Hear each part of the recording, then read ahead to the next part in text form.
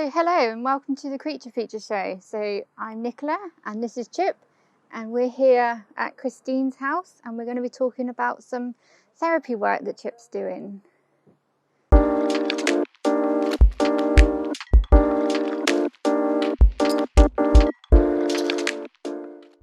Chip being a therapy dog, we go and do one-to-one visits with quite a lot of people, and today we are visiting Christine, who I have known for, it must be about 12 years now, quite easily.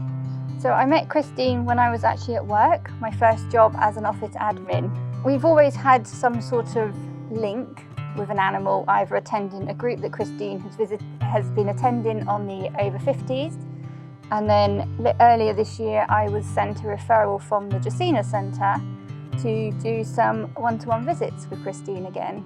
We bring Chip along, and he's here, we have a chat, we can talk about anything, we find out if Christine needs anything, and yeah, we just have a visit just to see how things are going.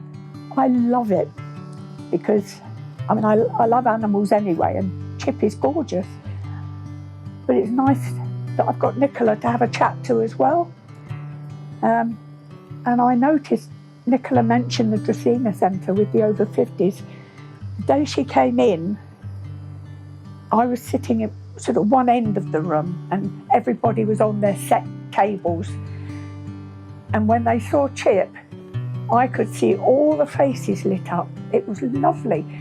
Most people wouldn't have noticed it, but I did because I was looking round.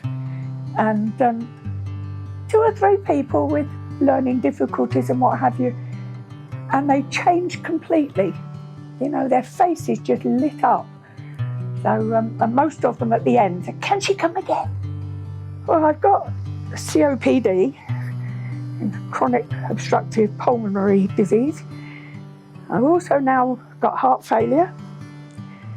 I could name a whole list of other things, but at the moment I'm virtually housebound because I'm on the oxygen 24/7. And at the moment, the little portable machine I've got isn't powerful enough. It will last an hour. I will be able to go places that will let me plug my machine in, my portable machine in. Other than that, most of the time, I'm indoors. It was quite funny actually, because I was in hospital in January last year, and I came out beginning of February, and then of course in March, the pandemic hit. I managed to go out a few times, but then of course everyone said, well look, you've got to keep yourself to yourself. And I had all the official letters about shielding. It was nice in the summer because I put a garden chair out the front, so did my next door neighbour, so we could sit and have a chat with a big distance. And it's nice here because all the neighbours, you know, you get people walk along and they stop. Oh, hello, you enjoying the sunshine? And, you know, a bit of a chat, which is why I like living here. I mean, we go out there, have a look at the garden, look at the flowers. I'm lucky that I've got a neighbour further along who does all my gardening for me. I can't do it anymore, but he goes out and does the weeding and the pruning, and it's nice because he knows that way I've got something nice to look at when I go out there. A lot of my friends and that they live a long way away, nobody could get to visit me. Again, with Nicola, I know if I was desperate for a bottle of milk, Nicola, you get me a bottle of milk? She'd get me a bottle of milk. Very good at getting me pasties as well. I got a nice stock of frozen pasties in my freezer.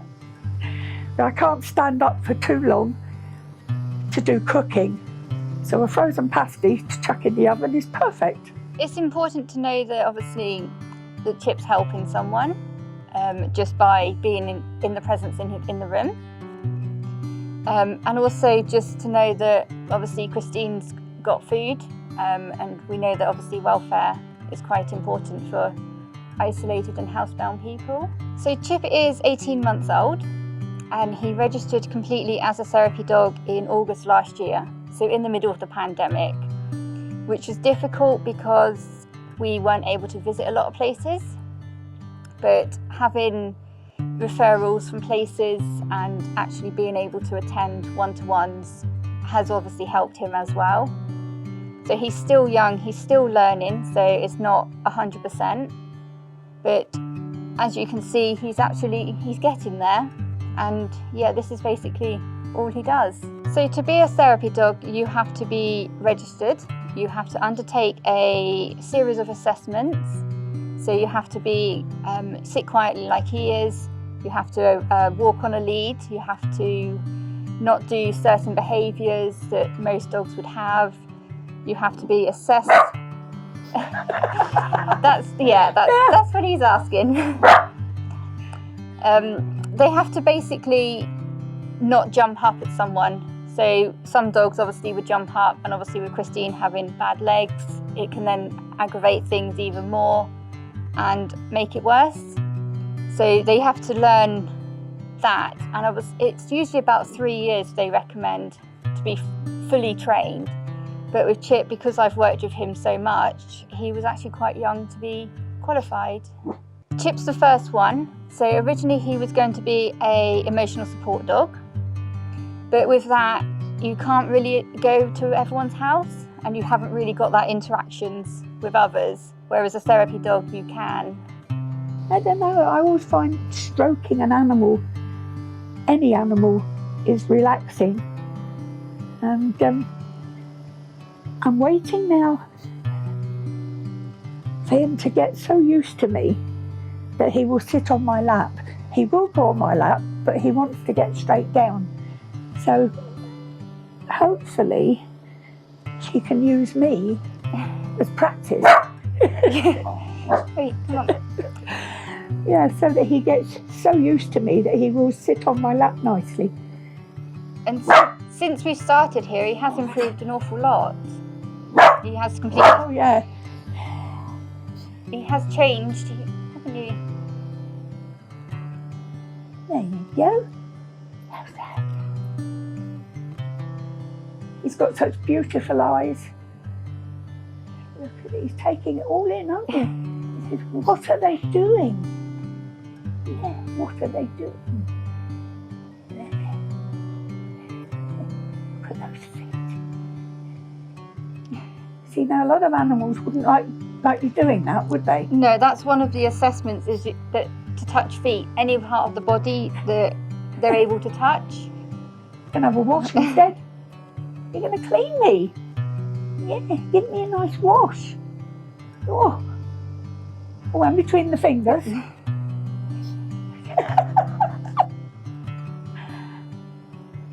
You like my soap?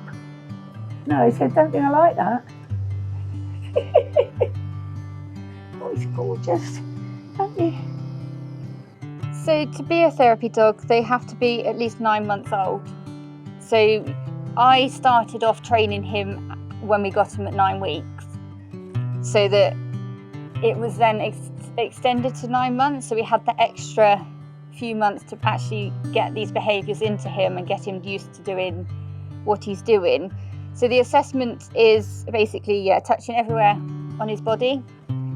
So from his feet down to his tail, he's not going to quickly turn and start biting. To be calm, he's not going to be anxious around different equipment. So obviously we've got the oxygen tank that's making a noise. He's not worried about that. It's equipment. We could move any equipment around and he's absolutely fine. Obviously in the studio, he is fine with all the desks going up and down, the big chairs. So that's another thing that they can't cower away at. So normally dogs, if they're frightened, they'll just move away if you suddenly move a chair or something. Whereas Chip's now known that it's nothing to be scared about. It's the companion side, so it's obviously having someone to stroke.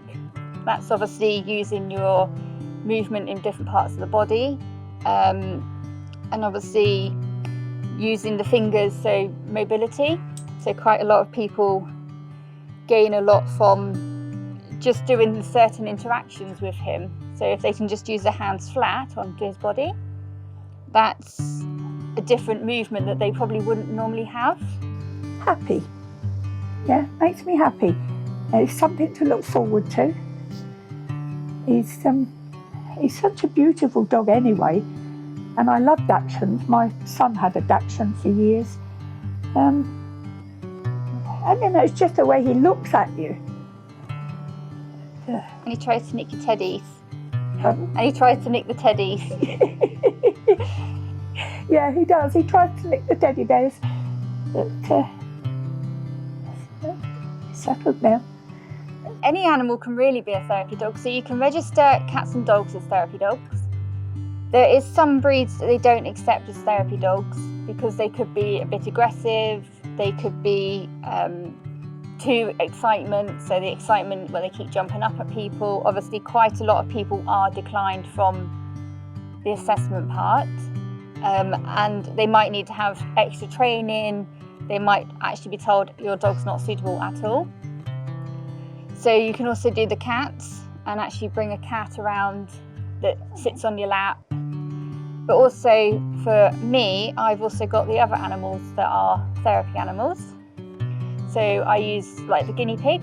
He's now a therapy guinea pig. And it's just different animals then that if someone is scared of dogs or allergic to dogs, that we can include different animals into that therapy side of things. It was going to be obviously him being a sausage dog. So it was originally going to be sausage and chips, or it could be short for chipolata. So it's a mixture of both, and he suits his name for what the behaviours and all that he does. And everyone knows him now. As soon as they see him, oh, there's Chip going around, there's Chip coming out. We can't get away from people because they know his behaviour and how he actually is. So dachshunds, they do have that tendency to be aggressive. And if they're not socialised enough, they don't get on with people. There's been quite a few cases that through the pandemic where people haven't been taking them out, that they've actually have turned aggressive. And they've been biting people. And obviously if you don't continue the socialising in dogs as themselves, then it's going to happen. Whereas if I stopped him as a therapy dog, we'd have to go through reassessment, behaviourists, and it would take a while then for him to be back to being a therapy dog. He himself has got an actual therapy job that we will be starting in a couple of weeks. So with him, just as a therapy dog, we are going to be working with the Southwest Ambulance team. So we're going to be working with the paramedics, first responders, the crew that drive the ambulances, and so he will be doing that. And then I will still be doing either one-to-ones, and hopefully we can start doing group work again. So there's quite a few groups that I was attending, not just with Chip, but with the other animals. So hopefully we will soon be able to do all that. So I was doing some stuff at Cafe Chaos at 3 Milestone. We would have an all-day event there, so people could book tickets to come and meet the animals, to learn the educational side of things, but also just to have some of that therapy time together. I've not actually come across a dog that's got the same personality as him. So with my mum's dog, you tend to see with Cavaliers, they tend to have that same relaxed personality, but with Dachshunds, it's completely different, and he's always up to mischief. You never know. If you don't see him in the room, you know he's outside making mischief somewhere. He's never been just sat there. He's always up to no good. I don't think you want to lick that. I think now that we're going to start doing with the ambulance service, and hopefully when the groups are working, I think he's going to have a full-time job. And I think he knows it as well. That was lovely. That being so young and being able to have all these opportunities for him, it's amazing. That so many people have heard about him and just ask, can we see him? I can imagine you get somebody in an ambulance that's absolutely scared stiff, and to have Chip there, Yeah. just to be able to stroke will calm them down. And that's a lovely idea. And also it's for the crew, if they have a traumatic shout, so if there's a big road accident and someone's severely injured, it's a part of their stay well team. Most ambulance crew have post-traumatic stress, so hopefully having Chip at the station as well will just make a difference, so when they come back from the shout they can try and de-stress by having Chip there.